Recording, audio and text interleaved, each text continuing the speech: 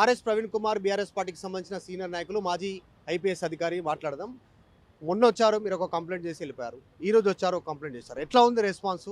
నిన్న జరిగినటువంటి మున్సిపల్ ఎన్నికలకు సంబంధించి ఏం చెప్పారు, ఏం మాట్లాడారు?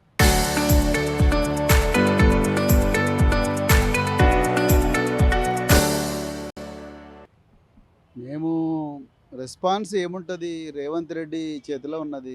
ఇప్పుడు వీళ్ళు పాపం ఉత్సవ విగ్రహాలు వాళ్ళకి ఇస్తాము, కానీ వాళ్ళు మళ్ళీ పైనుంచి వాళ్ళ బాస్ రేవంత్ రెడ్డే కాబట్టి రేవంత్ రెడ్డి ఏం చెప్తే అది చేస్తారు.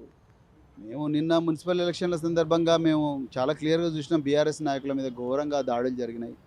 బీఆర్ఎస్ నాయకుల మీద దాడులు జరగడమే కాదు, పోలీసు వాళ్ళ మీద కూడా ఘోరంగా దాడులు జరిగినాయి. సో ఈ దాడులు ఆపాలి. అదేవిధంగా పోలీసు శాఖ ప్రతిష్ట మంట కలిసింది. కేసీఆర్ గారి టైంలో ఇట్లా లేకుండే విచ్చలవిడితనం ఎక్కువైపోయింది. ముఖ్యమంత్రి సొంతంగా ముఖ్యమంత్రే ఇదంతా కూడా జయిస్తున్నాడు అనేది మేము వాళ్ళ దృష్టికి తీసుకురావడం జరిగింది. ఇక మరి వాళ్ళు ఏం చేస్తారనేది వాళ్ళ చేతుల్లో వదిలేద్దాం. మొదటిసారి కాదు ఆర్ఎస్ ప్రవీణ్ కుమార్ గారు, చూస్తూ ఉన్నారు రెండేళ్లలో.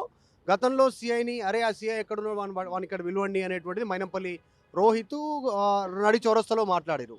తర్వాత రీసెంట్గా పొంగులేటి ఇర్రెస్పాన్సిబుల్గా ఒక సభలో ఏ బాబోయ్ పోలీసు వాళ్ళని ఆపండి అనేటువంటి స్టేట్మెంట్. నిన్న జగ్గారెడ్డి పోలీసుల పైన, తర్వాత ధర్మపురి అరవింద్ పోలీసుల పైన, ఇట్లా కొన్ని ఇన్సిడెంట్స్ ఎక్కువ అవుతున్నాయి. రీజన్ ఏంది? దానికి గతంలో జరగలేదు అంటారు, ఇప్పుడు జరుగుతున్న రీజన్ ఏంది? రీజన్ ఏంటంటే ఈ రాష్ట్ర ముఖ్యమంత్రి అలాంటి భాష వాడుతుంటే కిందోళ్ళకు మేము ఏం చేసినా ఆయన వెనకేసుకొస్తాడు, మమ్మల్ని ఆయన కాపాడుతాడన్న ధైర్యం. అదేవిధంగా ముఖ్యమంత్రి మాట్లాడుతున్నప్పుడు లేనిది మేము మాట్లాడితే తప్పేంది అన్న ఒక భావన. ఇవి రెండు కూడా ఈ మాటలు అందరూ కూడా మాట్లాడే విధంగా చేస్తున్నారు. అంటే తెలంగాణలో ఈ భాష నార్మలైజ్ అయిపోయింది అన్ఫార్చునేట్లీ. ఇప్పుడు ఆయన నిన్న జగ్గారెడ్డి గారు మాట్లాడిన మాటలు గాండు అనడం, లేకపోతే అమ్మాయిలకు పుట్టినరా అనడం, కొడుకులారా మీ సంగతి చూస్తా, మీరు బీఆర్ఎస్లో ఉచ్చ తాగినరా అని ఎవరిని అంటున్నావు? నువ్వు యూనిఫామ్ వేసుకున్న పోలీసు అధికారులను అంటున్నావు. నిజంగా పోలీసు వ్యవస్థ ఎంత కీలకమైందంటే, పోలీసు కానీ ఎనీ యూనిఫామ్డ్ వ్యవస్థ రెగ్యులేటరీ డిపార్ట్మెంట్. ఒక ఫ్రీ సొసైటీలో ప్రజలందరికీ రాజ్యాంగం ఇచ్చిన హక్కులు కాపాడే ప్రధానమైన బాధ్యత పోలీస్ డిపార్ట్మెంట్కి ఉంటుంది. ఆ పోలీస్ డిపార్ట్మెంటే నువ్వు ఉచ్చదాగినవా, నువ్వు గాండువా, నువ్వు కొడుకా, నువ్వు అమ్మాయి పుట్టినవా అని చెప్పి వీధి రౌడీలు మాట్లాడుకున్నట్టుగా ఒక టీపీసీసీ వర్కింగ్ ప్రెసిడెంటే మాట్లాడితే ఇదే నిజంగా కరెక్ట్ భాషనేమో. ఇట్లా పోలీసు వాళ్ళని తిడితేనే మనం హీరోలం అవుతామని ఈ చిన్న చిన్న చోట నాయకులు కూడా పోలీసు వాళ్ళని కొట్టుడు, పోలీసు వాళ్ళని కొట్లాడు, తర్వాత వాళ్ళతో గడబడి పెట్టుకున్నాడు, ప్రభుత్వ అధికారులను కొట్టడము, ఇవన్నీ చేస్తే ఇదంతా నార్మల్ యాక్టివిటీ లాగా అనిపిస్తుంది. దానివల్ల రాష్ట్రంలో శాంతి పద్ధతులు పూర్తిగా అద్భుతవుతాయి. అసలు చట్టం అంటే గౌరవం ఎవరికి ఉండదు, పోలీసు వాళ్ళు అంటే కూడా భయం ఎవరికి ఉండదు. సోషల్ మీడియాలో పోస్ట్ చేస్తే అరెస్ట్ అవుతుంది, రీపోస్ట్ చేస్తే అరెస్ట్ అవుతుంది. అది పోలీసు వాళ్ళ మీద కాదు, రాజకీయ పార్టీ నాయకుల మీద, వ్యక్తిగతంగా వేరేటోళ్ళ మీద. అంటే వేరేటోళ్ళ మీద, ఇప్పుడు నా మీద ఎవరైనా పోస్ట్ చేస్తే నేను కంప్లైంట్ ఇస్తే అరెస్ట్ చేస్తారు. కానీ డైరెక్ట్ పోలీసు వాళ్ళని డైరెక్ట్ లైవ్లో తిడుతుంటే కూడా ఎందుకు, ఏం జరగదు? ఎగ్జాక్ట్లీ అదే చెప్తున్నా. పోలీసు వాళ్ళను లైవ్లో తిడుతుంటే కూడా ఇప్పుడు డీజీపీ గారి ఆఫీస్లో మాకు తెలిసింది ఏంటంటే, మేము కేసు బుక్ చేసినాం. కేసు ఎందుకు బుక్ చేసిండు? మీరు election commission model code of conduct ఆయన వయలేట్ చేసిండు అని చెప్పి అన్నందుకే మీరు కేసు బుక్ చేసిండ్రు. తెలంగాణ ప్రజలు గమనించాలి ఈ విషయం. ఎలక్షన్ కమిషన్ ఆ మాట చెప్పకపోయింటే ఈయన మీద కేసు బుక్ చేసేవాళ్ళు కాదు. నిజానికి అక్కడిదక్కడనే ఏంది పై నువ్వు అట్లా మాట్లాడుతున్నావు, నడురా అని చెప్పి ఆ రౌడీ షీటర్లను అందరినీ గల్లా పట్టుకొని తీసుకుపోయి లాకప్లో పడేసి ఉంటే ఈ పంచాయతీ ఉండేది కాదు. అరే కళ్ళ ముందర డిఎస్పీ సంజాయిస్తున్నాడు, అడిషనల్ ఎస్పీ సంజాయిస్తున్నారు. ఆయన చేస్తున్నది ఏంది? అరే నీ సంగతి చూస్తా, బిడ్డ నువ్వు ఎట్లా పని చేస్తావు చూస్తా అని యూనిఫామ్ వేసుకున్న పోలీస్ ఆఫీసర్ను చేస్తూ ఉన్నాడు. ఆయన మామూలు పోలీస్ ఆఫీసర్ కాదు, శివకుమార్ యాదవ్. ఆయన 2009లో మాఫియా గ్యాంగులకు వ్యతిరేకంగా పోరాడితే ఆయనకు గ్యాలంటరీ మెడల్ ఇచ్చింది భారత ప్రభుత్వం. గ్యాలంటరీ మెడల్ అందరికి ఇవ్వరండి, ఒక 10,000 మందికో 5,000 మందికో వచ్చి ఉంటుంది దేశంలో స్వాతంత్రం వచ్చినప్పటి నుంచి ఇప్పటి వరకు. ఆ గ్యాలంటరీ మెడల్ తీసుకున్న శివకుమార్ యాదవ్ను నువ్వు అరే నీకు సంగతి చూస్తా, బీఆర్ఎస్ ఉత్సవ గాండుగా అది అని మాట్లాడితే ఏమున్నది? నువ్వు ఎట్లా పని చేస్తావు చూస్తా. డీజీపీ ఛార్జ్ తీసుకోగానే చేసినటువంటి ఫస్ట్ స్టేట్మెంట్, కాకి బుక్ ఒక్కటే పనిచేస్తుంది తెలంగాణలో, red book, pink book, blue book కాదు, కాకి బుక్ అన్నాడు. పొలిటికల్కి కౌంటర్ ఇచ్చేలాగా మాట్లాడి. మరి ఏమైంది? ఈరోజు కాకి బుక్ అనే చర్చ జరుగుతుంది. ఎగ్జాక్ట్లీ నేను అదే కాకి బుక్నే ఫాలో కమ్మని చెప్పిన. మీరు పింక్ బుక్ కాదన్నారు, రెడ్ బుక్ కాదన్నారు, బ్లూ బుక్ కాదన్నారు. ఆ కాకి బుక్ను ఫాలో అయ్యి జగ్గారెడ్డిని అరెస్ట్ చేయమని చెప్పిన. నాకు వేరే బుక్ ఏం అవసరం లేదు, కాకి బుక్ ఫాలో అయ్యి జగ్గారెడ్డిని అరెస్ట్ చేయమని చెప్పినాను అంతే. మీరు కానీ ధర్మపురి అరవింద్ కూడా. మీరు యూనిఫామ్ నుంచి వచ్చినటువంటి వ్యక్తే, మీకు అన్నీ తెలుసు, ఇక్కడ ఉన్నటువంటి సిచ్యువేషన్స్, ప్రెజర్స్, ఇక్కడ ఉన్నటువంటి బాధలు, అన్ని కష్టాలు తెలుసు. ఎట్లా ఫీల్ అవుతా ఉన్నారు పోలీస్ డిపార్ట్మెంట్? ఆఫ్ ద రికార్డులో కూడా మీతో షేర్ చేసుకుంటారు కదా, ఏం జరుగుతుంది, వాళ్ళ వాళ్ళ పరిస్థితి ఏంటి? పోలీస్ డిపార్ట్మెంట్ నిజంగా చాలా బాధలో ఉందండి. వాళ్ళని వాడుకుంటున్నారు. స్పెషల్ ఇన్వెస్టిగేషన్ టీం అని పేరు పెట్టి లేని ట్యాపింగ్ కేసు ముందర తీసుకొచ్చి అట్లా బాధ పెడతా ఉన్నారు. వాళ్ళకి ఇష్టం లేదు, వాళ్ళకి కూడా తెలిసి ఇది క్రైమ్ కాదని, ఆయన కూడా వాళ్ళతోని ఇవన్నీ చేయిస్తూ ఉన్నారు. అదేవిధంగా కానిస్టేబుల్కి రావాల్సిన ఆరోగ్య భద్రత 300 కోట్లు పెండింగ్ ఉంది. 300 కోట్లు పెండింగ్ ఉంటే వాళ్ళు రేపొద్దున ఆరోగ్యం బాగలేక హాస్పిటల్కి పోతే వాళ్ళని ట్రీట్ చేసే నాదుడు లేడు, రైట్? వాళ్ళకి సరెండర్ లీవ్ సరిగా వస్తలేవు. ఏక్ పోలీస్ అన్నారు, ఏక్ పోలీస్ గంగలో పోయింది, రైట్? అదేవిధంగా మరి ఇంకా రకరకాల అలవెన్సులు రావట్లేదు. పోలీసులకు జీతాలు కూడా అరకొర అప్పుడప్పుడు దడపకు వస్తున్నాయి. సో దానికి తోడు బాయిలవడ్డోడి మీద బండరాల్లాగా ఈ కాంగ్రెస్ ఎమ్మెల్యేలు ఎక్స్ఎమ్మెల్యేలు విపరీతంగా తిడుతూ ఉన్నారు. వాళ్ళని ఆదుకునే నాదుడు లేడు. ఇంకొకటి ఏమంటున్నారంటే కానిస్టేబుల్ చాలామంది, సార్ మీరు ఆదుకునే నాదుడు లేడని, అసలు జనరల్గా ఆదుకునేదే పోలీసులు కాదు ఈరోజు. ఎగ్జాక్ట్లీ ఆదుకునే పోలీసులకే ఆదుకునే నాదుడు లేడంటున్నా అంటే ఇంకా వ్యవస్థ ఎంత దిగజారిపోయిందో అర్థం చేసుకోండి. జగ్గారెడ్డిని తీసుకొచ్చి అర్జెంటుగా అప్పటిదప్పుడే ఆయన తీసుకుపోయి పోలీస్ స్టేషన్లో వాడుంటే పోలీసుల ప్రతిష్ట పెరిగేది. ధర్మపురి అరవింద్ కొట్టుకుంటా తీసుకురండి పోలీసు వాళ్ళు ఎవడెవడున్నా అని అంటే వెంటనే ఆయన తీసుకుపోయి లాకప్లో పడేస్తే చేసి ఉండేది, అయ్యో వాళ్ళ ప్రతిష్ట పెరిగేది. మైనపల్లి రోహిత్ రావు ఆయన మల్కాజ్గిరిలో వేల మందితోని చక్కాజామ్ చేసినప్పుడు ఆయన తీసుకుపోయి పోలీస్ స్టేషన్లో పడి అయ్యేదైతే తర్వాత చూద్దాం అని ఉంటే పోలీస్ శాఖ ప్రతిష్ట పెరిగేది. పోలీస్ శాఖ నుంచి ప్రజలు కోరుకున్నది అదే.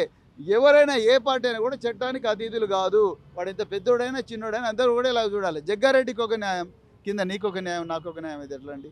ఆలోచించండి మీరు. నిజంగానే అరాచకాలను తప్పులను కట్టడి చేయాల్సినటువంటి పోలీసులకు కాలు చేతులు కట్టేసారు తెలంగాణ. అట్లా 100%. ఎందుకంటే ముఖ్యమంత్రి రేవంత్ రెడ్డి, హోంమంత్రి కూడా రేవంత్ రెడ్డి, ఆయన నేపథ్యం కూడా అట్లనే ఉన్నది. ఆయన పొద్దున్న లేచినప్పటి నుంచి బొక్కలు మెడకేసుకొని తిరుగుతా, పేగులు మెడకేసుకుంటా, బుల్డోజర్లతో దొక్కిస్తా, లాగులలో తొండలు ఏడుస్తా, కొడుకుల్లారా మిమ్మల్ని కొడతా, అది చేస్తా ఎవడ్రా అది ఇది ఇష్టం వచ్చిన బూత్ భాష మాట్లాడుతున్నాడు. కాబట్టి పోలీసులకు కూడా అది అర్థమైంది. నేను చివరిగా ఒక మాట చెప్తున్నా, మధు గారు, మీకు బీఆర్ఎస్ మీ కాంగ్రెస్ నాయకులకు మీకు ఈ హోంశాఖను నడపడం చేత కాకపోతే ఒక్కరోజు హోంశాఖను మా చేతిలో పెట్టండి. పోలీస్ డిపార్ట్మెంట్ ఎట్లా నడపాలనో మేము చూపిస్తాం, ప్రజలను ఎట్లా కాపాడాలో మేము చూపిస్తాం, పోలీసుల ఇజ్జత్ ఎట్లా కాపాడాలో మేము చూపిస్తాం, పోలీసుల జీవితాలు ఎట్లా బాగు చేయాలో మేము చూపిస్తాం.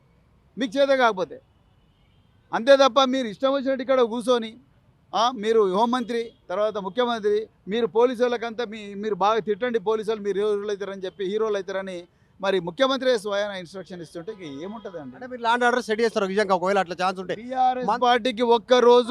బీఆర్ఎస్ పార్టీకి ఒక్కరోజు హోంశాఖని ఇవ్వండి, ఏ ప్రభుత్వ శాఖని ఇవ్వండి, ఒక్క రోజులో మొత్తం కూడా సెట్ అవుతుంది. ఈ గూండాగాళ్ళు ఎవరైతే ఉన్నారో వాళ్ళందరూ కూడా జైలులకు పోతారు. ఒక్క రోజు ఉంటే ఒకవేళ నిజంగా మీరంగా ఒకవేళ ఆప్షనే ఉంది అనుకుంటే, గతంలో సినిమా వచ్చింది, సినిమాలో ఇట్లాంటి ఇన్సిడెంట్ చాలా మంది ఇన్స్పైర్ అయ్యారు, ఇట్లాంటి పరిస్థితి ఉంటుందా, ఇట్లా ఉంటే బాగుంటుంది కదా అనేటువంటి చర్చ జరిగింది సినిమా వచ్చిన తర్వాత. అర్జున్ ఒక్కటి సినిమా ఒకవేళ అట్లాంటి పరిస్థితి వస్తే ఎవరిని అరెస్ట్ చేస్తారు, ఏం సెట్ చేస్తారు, ఎంతమందిని అరెస్ట్ చేస్తారు? చట్ట ప్రకారం రాజ్యాంగం ప్రకారము ఎవరెవరిని అరెస్ట్ చేయాలనో వాళ్ళందరూ కూడా జైలు ఉంటారు. ఎవరెవరైతే బయట తిరగకూడదో వాళ్ళందరూ కూడా జైలుకు పోతారు. ఎవరెవరైతే జైలుకు పోకూడదో వాళ్ళందరూ బయట హాయిగా ఉంటారు. అది వాయు వేగంతో కాంతి వేగంతో చేస్తాం, బరాబర్ చేస్తాం, ఎవ్వరికి భయపడం. అర్థమైంది? మేము ఇట్లా మా పోస్టింగ్లు పోతాయనో మాకు ఏది వస్తుందనో ఇది వస్తుందని మేము భయపడము. పోతే పోయింది, కానీ చట్టాన్ని కాపాడాలి, రాజ్యాంగాన్ని కాపాడాలి, జీవించే హక్కును కాపాడాలి, మాట్లాడే హక్కును కాపాడాలి. ఇదే కదా రాజ్యాంగం కోరుకున్నది. ఎట్టి పరిస్థితుల్లో కూడా భయపడం, ఎలాంటి భయాలు లేకుండా పనిచేస్తాం. చివరగా ఆర్ఎస్ ప్రవీణ్ కుమార్ గారు ప్రతి అంశంలో సామాజిక కోణంలో కానీ, సోషల్ మీడియాలో కానీ, కుటుంబ విషయాల్లో కానీ, జనరల్గా అన్ని విషయాలలో రెస్పాండ్ అయ్యేటువంటి ఒక పోలీస్ అధికారి ఎవరైనా ఉంటే సజ్జన రెస్పాండ్ అవుతుంటారు. ఇంత జరుగుతుంది పోలీసుల మీద దాష్టికాల టైప్లో డైరెక్ట్గా పోలీసులని టార్గెట్ చేస్తున్నటువంటి సిచ్యువేషన్, నాయకులంతా కూడా ఎందుకు ఒక ట్వీట్ చేయట్లేదు, ఒక మాట మాట్లాడట్లేదు అనే చర్చ సోషల్ మీడియాలో ఇంటి నుంచి ట్రోల్ అవుతా ఉంది. అది సజ్జనార్ గారిని అడగాలి. మళ్ళీ ప్రవీణ్ కుమార్తోనే సజ్జనార్ మీద కామెంట్ చేయించకుండా సజ్జనార్ గారిని అడగండి, ఎందుకు మౌనంగా ఉన్నారు, మరి కొన్ని విషయాల్లో స్పందించి ఈ విషయంలో ఎందుకు స్పందించడం లేదు, అది సజ్జనార్ గారిని అడగండి. మరి వారిని అడగాల్సిన ప్రశ్న నన్ను అడిగితే ఎట్లా? నిజంగా అయితే స్పందించాలి. ఎవరు సజ్జనార్ ఒక్కరే కాదు, ఐపీఎస్ అసోసియేషన్ ఎక్కడ పోయిందండి? మీరు నల్గొండ కలెక్టర్ మీదనో ఇంకొకరి మీదనో ఎన్టీవీ అనే ఒక న్యూస్ ఛానల్ ఒక కథనం, అసత్యమైన కథనం, అశ్లీలమైన కథనం వేస్తే వెంటనే ఒక ఐఏఎస్ ఆఫీసర్ పోయి పోలీస్ స్టేషన్లో కంప్లైంట్ ఇచ్చిండు. మరుసటి రోజే జర్నలిస్టులను హైదరాబాద్ ఎయిర్పోర్ట్లో అరెస్ట్ చేసిండు అక్రమంగా. మరి అలా ఐఏఎస్ అసోసియేషన్, ఐపీఎస్ అసోసియేషన్ రెండు కూడా ఖండించినాయి. కేటీఆర్ గారు మా సిరిసిల్ల కలెక్టర్, ఆనాటి సిరిసిల్ల కలెక్టర్ చాలా ఘోరంగా బిహేవ్ చేస్తున్నాడు అని అంటేనే వెంటనే ఐఏఎస్ ఐపీఎస్ రెండు ఒకటే ఖండించిన. అంటే మీరు కేవలం ఐఏఎస్ ఐపీఎస్ అధికారులకు ఏమైనా అయితేనే స్పందిస్తారా? కానిస్టేబుల్ స్పందించారా? ఎస్ఐలకు స్పందించారా? సీఏలకు స్పందించారా? అది నా పోలీస్ అధికారుల సంఘాలు కూడా ఉన్నాయి. మరి వాళ్ళు కూడా ఏం స్పందిస్తలేరు. వారు ముఖ్యమంత్రి రేవంత్ రెడ్డి, హోంమంత్రి రేవంత్ రెడ్డి, ఆయన ఆదేశం ఉంటేనే వీళ్ళు స్పందిస్తారు. అదే నేను కాదంటున్నా. భయపడుతురా రేవంత్ రెడ్డికి భయపడుతురా? అంతే కదా, భయపడుతున్నారు. అప్పుడు ఇదే పోలీసులు కదా రేవంత్ రెడ్డిని అరెస్ట్ చేసింది. అదే కదా, ఎందుకు భయపడుతున్నారు? ఆయన ముఖ్యమంత్రి హోంమంత్రి అయితే ఏమున్నది? మీ హక్కులు మీ హక్కులు కాలరాస్తున్నాడు కదా ఆయన. మిమ్మల్ని ఘోరంగా ఆయన అనుచరులు దుర్భాషలు ఆడుతున్నారు కదా, మీరు ఎందుకు ఖండిస్తలేరు? శివకుమార్ యాదవ్, హోంగార్డులు, ఆ ఎస్ఐలు సిఐలు వాళ్ళు మీ దోస్తులు కాదా? వాళ్ళు మీ కొలీగ్స్ కాదా? అదే నా ప్రశ్న కూడా. అందుకొరకు ఈ సజ్జనారు ఒక్కరే కాదు, అందరూ ఖండించాలి. ఐపీఎస్ అసోసియేషన్ ఖండించాలి, పోలీస్ అధికారుల సంఘం అంతా కూడా ఖండించాలి, ఐఏఎస్ అధికారులు కూడా ఖండించాలి. ఎందుకు ఖండించలేదు అంటే ఐఏఎస్లు ఐపీఎస్లు అంతా ఒకటి, కానిస్టేబుల్ ఎస్ఐలు సిఐలు ఎంఆర్ఓలు తహసీల్దార్ అంది ఇంకోట. ఎందుకు ఈ తేడా వస్తుంది? అది కూడా నేను ప్రశ్నిస్తున్నాను. Thank you.